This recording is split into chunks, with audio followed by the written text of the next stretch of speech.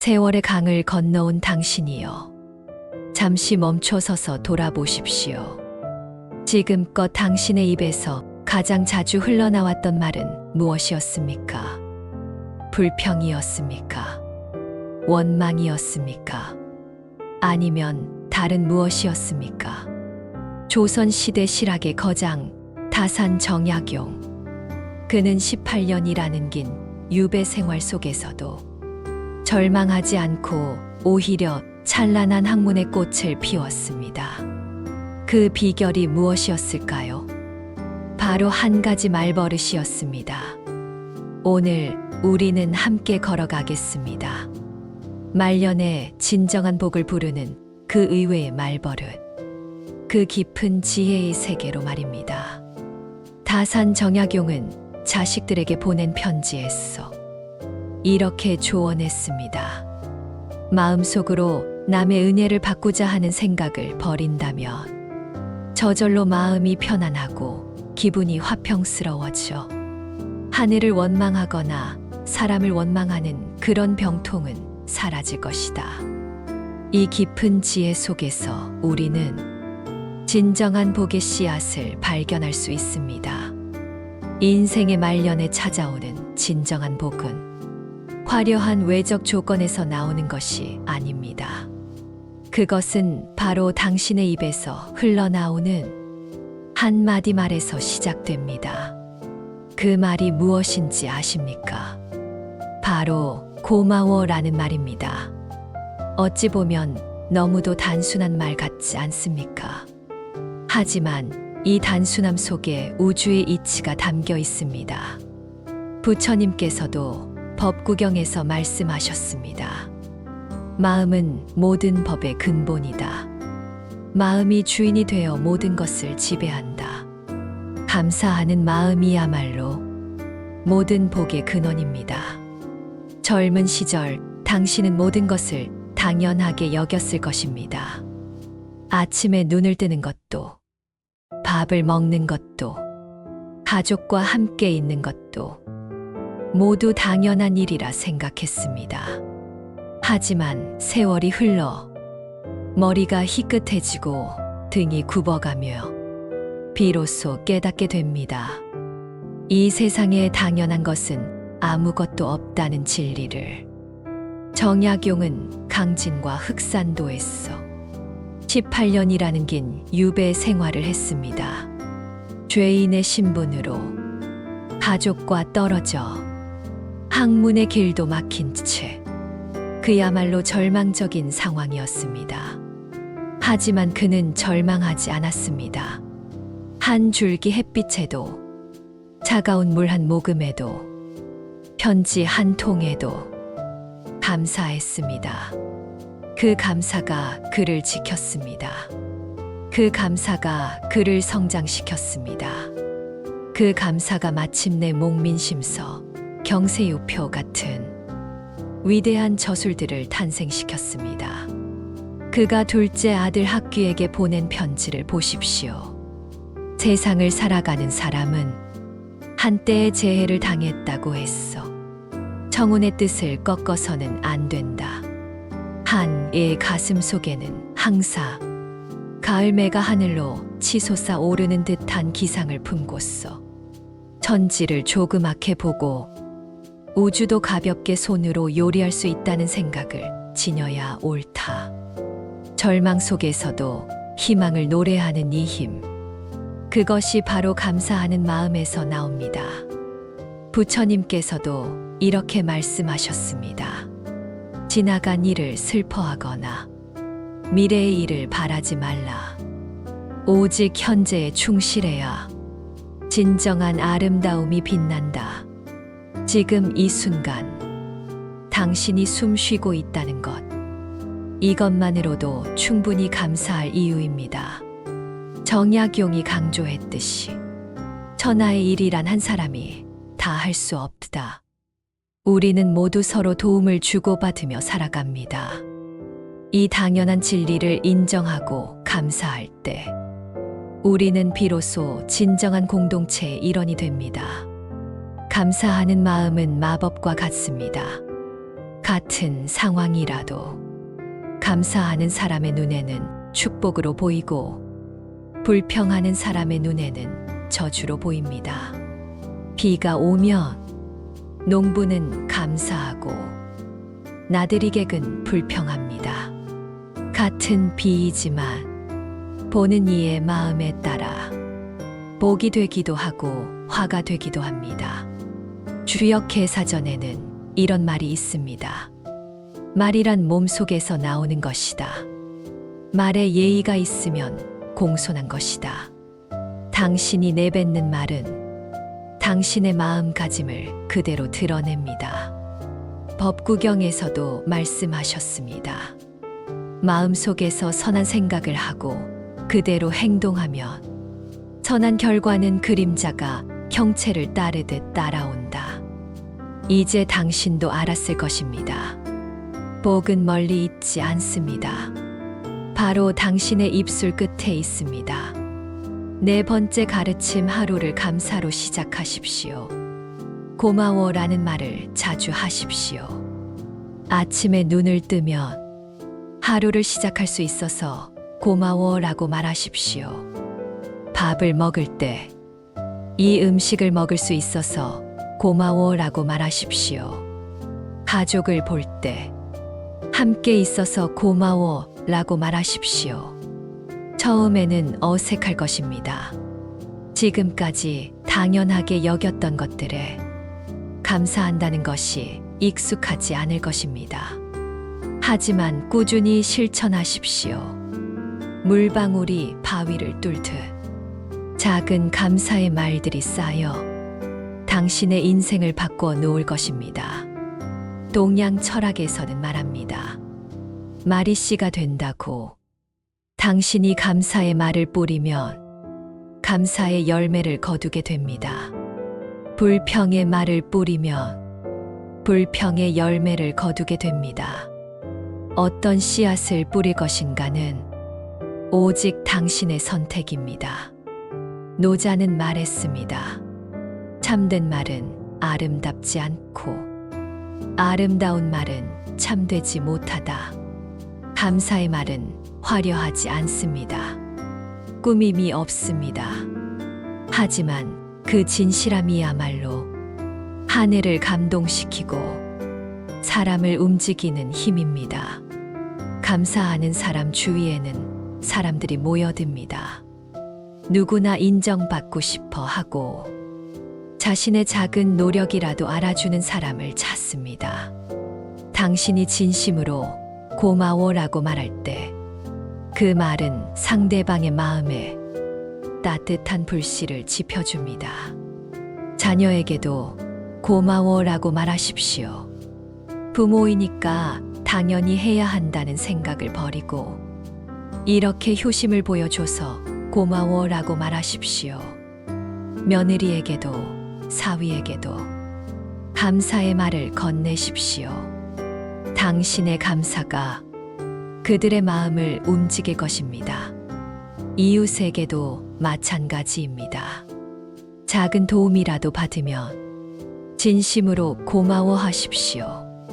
길에서 마주치는 사람들에게도 친절한 인사와 함께 감사의 마음을 전하십시오. 당신의 따뜻한 말 한마디가 다른 사람의 하루를 밝게 만들 것입니다. 감사는 또한 겸손을 가르쳐 줍니다. 모든 것을 내 힘으로 이루었다고 생각하는 순간 우리는 교만해집니다. 하지만 감사하는 마음을 가지면 내 주변에 수많은 도움이 있었음을 보게 됩니다.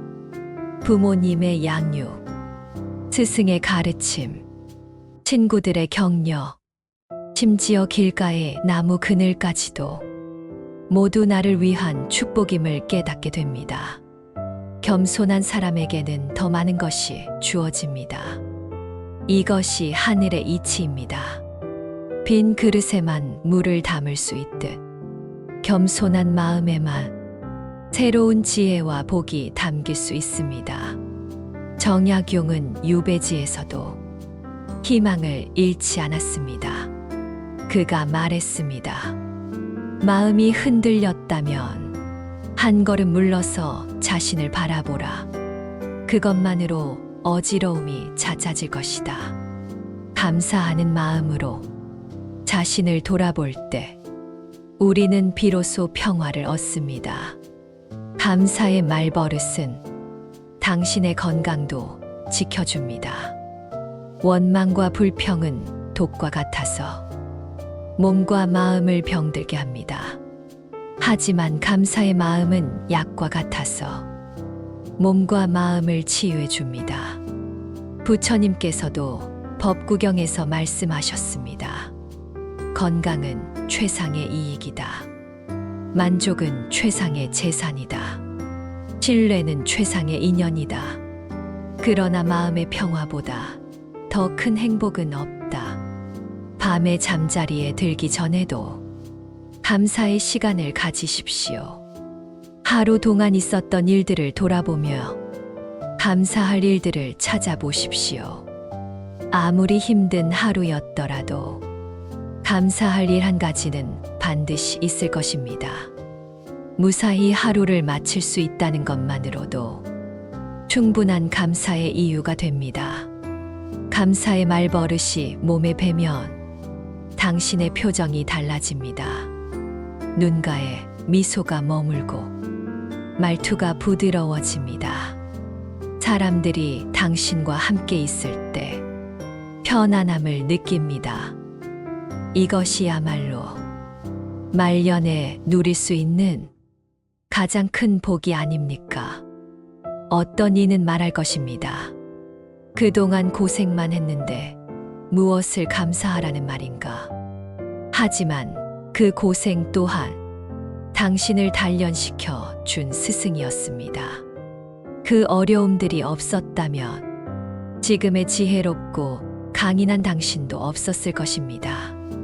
가시밭길을 걸었기에 평탄한 길의 소중함을 아는 것입니다. 정약용의 논어고금주에는 이런 구절이 있습니다. 마음속에서 천리와 인욕이 싸워 올바른 판단을 내리듯 인욕을 이겨내면 사람은 저절로 그 허물을 알게 되어 옳고 그름도 판단하고 허물도 고치게 된다. 감사하는 마음이야말로 욕심을 이기는 가장 좋은 방법입니다. 잠시 뒤로 물러서 내 인생을 전체적으로 바라보면 감사할 일들이 보입니다. 젊은 시절의 건강, 중년의 성취, 그리고 지금의 경험과 지혜까지 모든 것이 소중한 선물이었습니다. 그것들을 당연하게 여겼던 것이 잘못이었습니다. 이제라도 늦지 않았습니다. 지금부터라도 감사하십시오. 감사는 전염됩니다. 당신이 감사하면 당신의 가족도 감사하게 됩니다. 당신의 가족이 감사하면 이웃들도 감사하게 됩니다. 이렇게 감사의 파도가 퍼져나가 온 세상을 따뜻하게 만듭니다. 당신의 작은 고마워 한마디가 세상을 바꾸는 시작이 될 수 있습니다. 공자는 말했습니다. 나는 태어나면서부터 아는 자가 아니라 옛것을 좋아하고 부지런히 구하는 자이다. 감사하는 마음도 마찬가지입니다. 태어나면서부터 감사할 줄 아는 사람은 없습니다. 모두 배우고 익혀야 합니다. 하지만 한 번 몸에 배면 평생의 보물이 됩니다. 노년의 지혜는 이것입니다. 많이 가진 자가 부자가 아니라 적게 가져도 감사할 줄 아는 자가 진정한 부자라는 것. 화려한 집에 살면서도 불만투성인 사람보다 작은 방에서도 감사하며 사는 사람이 더 행복합니다. 당신의 말년이 복으로 가득하기를 원한다면 지금 당장 시작하십시오. 고마워라는 말을 입에 달고 사십시오. 하루에 10번, 20번, 40번이라도 감사의 말을 하십시오. 그 말들이 쌓여 당신의 인생을 바꿔 놓을 것입니다. 물이 끊임없이 떨어지면 단단한 바위도 구멍이 뚫립니다. 감사의 말도 마찬가지입니다. 꾸준히 계속하면 굳어있던 마음도 부드러워지고 막혀있던 복의 길도 열립니다. 때로는 감사할 일이 보이지 않는 날도 있을 것입니다. 그럴 때는 더욱 작은 것에 눈을 돌리십시오. 숨을 쉴 수 있다는 것, 걸을 수 있다는 것, 보고 들을 수 있다는 것. 이 모든 것이 기적이고 축복입니다. 정약용이 말했습니다. 삶은 짧고 학문은 방대하다. 하지만 공부하여 쌓은 지식은 시간이 지나면서 희미해지지만 감사하는 자세만큼은 몸에 새겨진다. 감사의 말버릇을 기르는 것. 그것이야말로 가장 중요한 공부입니다. 말년의 오복은수, 부강령, 유호덕, 고종명입니다. 고종명 가오종미입니다. 오래 살고, 부유하고, 건강하고, 덕을 좋아하며 편안한 죽음을 맞는 것입니다. 이 모든 복이 감사의 마음에서 시작됩니다. 감사하는 사람은 스트레스가 적습니다. 스트레스가 적으면 병이 적고 따라서 더 오래 삽니다. 감사하는 사람은 인간관계가 좋습니다. 좋은 인간관계는 기회를 가져다 주고 따라서 부유해집니다. 감사하는 사람은 마음이 평안합니다. 마음이 평안하면 몸도 건강합니다. 감사하는 사람은 자연스럽게 덕을 쌓게 됩니다. 남을 도우려 하고 선한 일을 하려 합니다. 그리고 감사하는 사람은 죽을 때도 편안합니다. 모든 것에 감사하며 살았기에 아무런 미련이 없습니다. 부처님께서도 말씀하셨습니다. 꽃은 바람을 거역해서 향기를 낼 수 없지만 천리를 구워진 사람이 풍기는 향기는 바람을 거역하여 사방으로 퍼진다. 감사하는 사람이 풍기는 향기는 온 세상에 퍼져나갑니다. 정약용의 목민심서에는 이런 가르침이 있습니다. 백성을 하늘처럼 여기고 그들의 작은 노고에도 감사하는 마음을 가져야 한다. 이는 개인의 삶에서도 마찬가지입니다. 나를 도와주는 모든 사람을 소중히 여기고 감사해야 합니다. 명심보감에는 이런 말이 있습니다. 찾아와서 비밀을 이야기하는 자가 곧 시비하는 사람이다. 반대로 찾아와서 감사를 이야기하는 자는 감사를 아는 사람입니다. 당신이 어떤 사람이 되고 싶은지는 당신의 선택입니다. 이제 당신도 압니다. 말년복 터지는 의외의 말버릇이 무엇인지. 바로 고마워라는 말입니다. 이 간단한 말 속에 우주의 모든 지혜가 담겨 있습니다.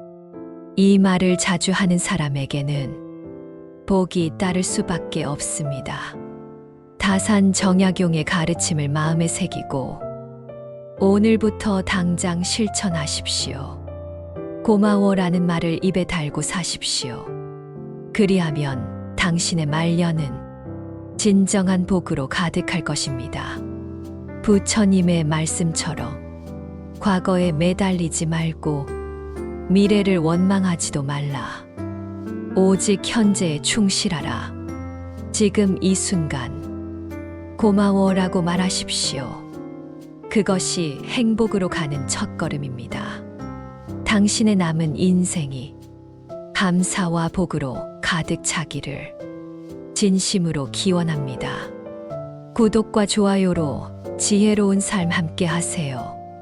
고맙습니다.